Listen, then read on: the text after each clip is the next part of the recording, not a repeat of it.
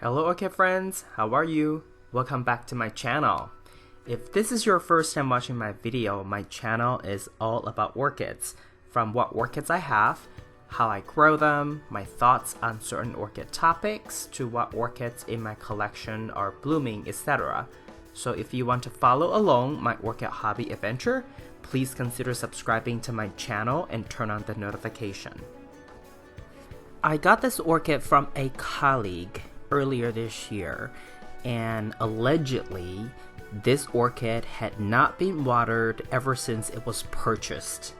So I believe it's about 2 months that this orchid did not receive any water, and now this video clip was taken at my place already, at my home. So let's take a closer look at this orchid. Because this orchid did not receive water for almost 2 months, based on the time frame my colleague told me. So you can see here the old blooms were spent, they were gone, and there is a little bit of dehydration. The flower spikes were pretty soft, but because it was underwater, so I didn't worry too much about the root system, because I know this orchid is probably easier to for me to help it bounce back than the ones that have root problems. But still, when I got this orchid, I felt it was a sad looking orchid. And now that let's take a closer look now that, because I removed the film, the protective sleeve. Now let's look at it. Overall, the root was okay. It had one yellowing leaf, but as long as this orchid doesn't have more than 2 yellowing leaves at the same time, or if yellowing leaf is happening in between leaves or at the very top, we should be okay here. And thankfully at the time, the leaves, the green leaves were pretty okay, pretty sturdy still. But when I lifted up, it was quite light. I didn't feel any moisture, any weight from the moisture. And you can see here the roots were silvery, so that means that they are really dry. But thankfully I didn't see too many root issues. There were maybe a couple roots that were already dead, but other than that, all these roots, I knew at the time if I immediately dunk this orchid into the water, once it's hydrated, though most of those roots will be in green.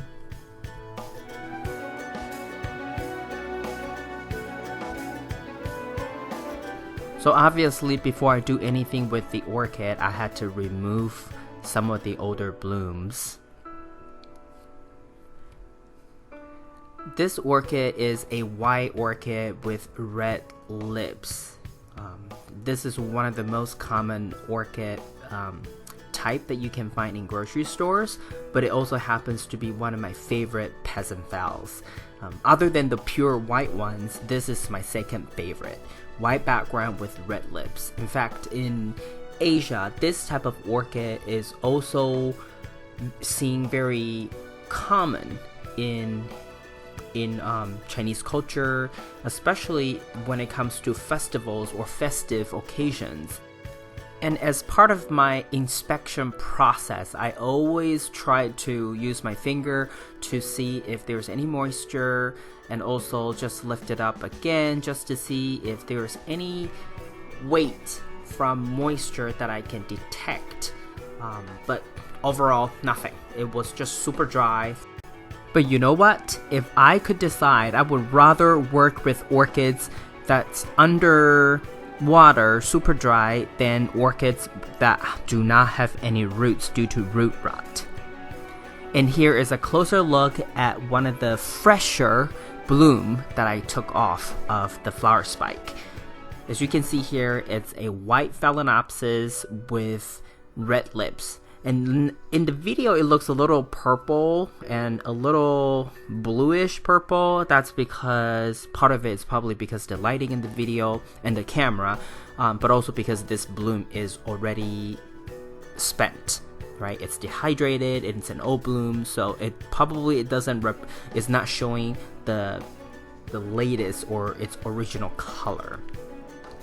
And here is to show you that the yellowing leaf finally just fell off on its own, right? It was detached, and I simply just gently pulled it out of the container, and that was it.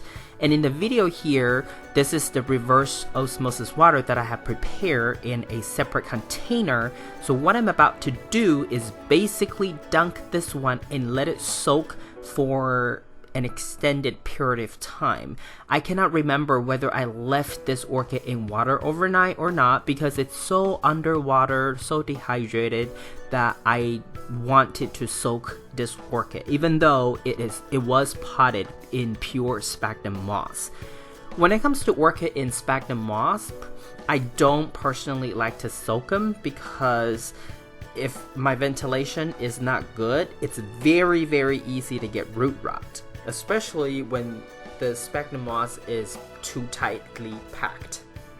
And the flower spikes here, they're just super soft because of dehydration. And at the time of this video, I was hoping that the two buds would open up, but later in the video, you'll see what happened.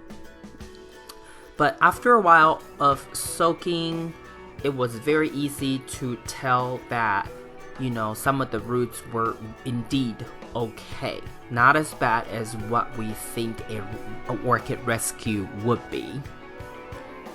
So here you see lots of healthy or viable roots. Only 1 or 2 dead roots that I could see from the outside of the cup. So overall, I think this orchid is not in as bad shape as I originally had thought when I first got it in the office. I know some people have very strong opinion about sphagnum moss as a media for orchids.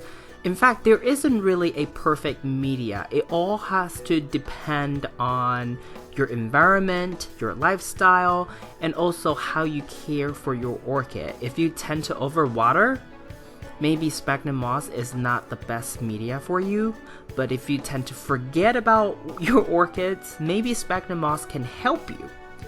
Now, the flower spikes started to yellow because, well, the 2 blooms did not pull through, so I really just had to remove them. As you can see here, I have removed the flower spike and the blooms never opened. I personally only remove flower spikes when they are dry and browned. If they're still in green, I will leave them as is. I will leave them be. And here, another leaf started to yellow, and this time it didn't really quite yellow in a natural way. As you can see toward the tip of the leaf here, it has some blackened issue. This, if I did not caught it in time, it would probably cause more damage to the actual plant, the stem of the plant, right? It will be a stem rot.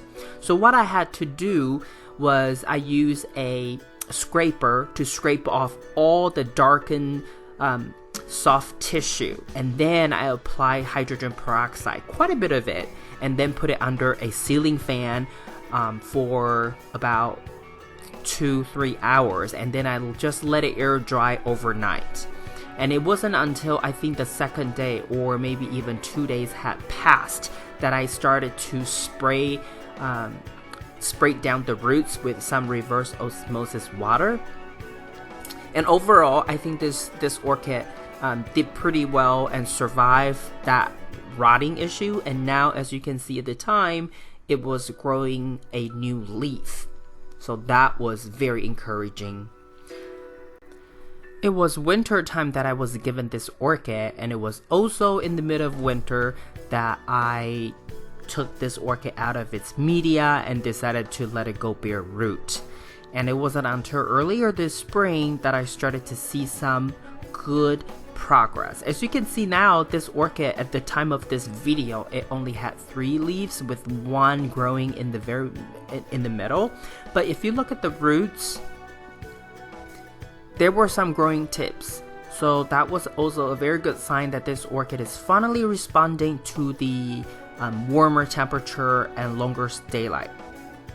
But this orchid still lost quite a bit of roots along the way, and later in the video here you'll be able to see how it's doing now. But at the time I knew I had to continue to use a little bit of more fertilizer and perhaps some liquid seaweed to help stimulate more root growth, and when the weather gets better and warmer it'll probably give me more leaves, and that's what I was hoping for. And at the time of this video, I was utilizing the semi-water culture method for this orchid. I did not soak this orchid for an extended period of time. I think on average I was only doing 2 days wet and 2 days or 3 days dry, and then another 2 days wet, because at the time it was winter and the temperature was a lot lower, so I did not want to do too many days of soaking.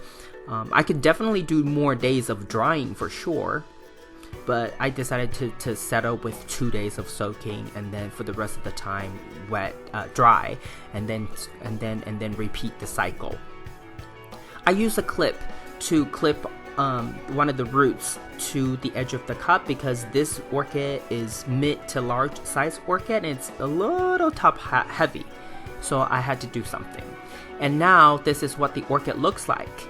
So the newest leaf in the middle is growing, but the last leaf was still a little smaller than its previous one. So this orchid is still recovering, not quite to the healthy, happy state yet. But overall, all the roots that you see here are water roots already. But it still doesn't have as many roots as I would like it to have. Right now, I don't have an outer cup for it, but I use a ceramic pot because this one tends to get really top heavy, so I really need a ceramic pot to be the anchor. When I give water or fertilizer, I basically just pour the water in, and then once I decide that the water needs to come out, I just dump it out into a different cup. And this is what the orchid looks like. It certainly is on the way back to perfect health, but we're not quite there yet. We still have quite a way to go, but I'm thankful that it's growing another new leaf, and hopefully with the weather warming up, we will be able to see more root production and more leaf production. And hopefully next year, springtime, we will be able to see this orchid with some bloom.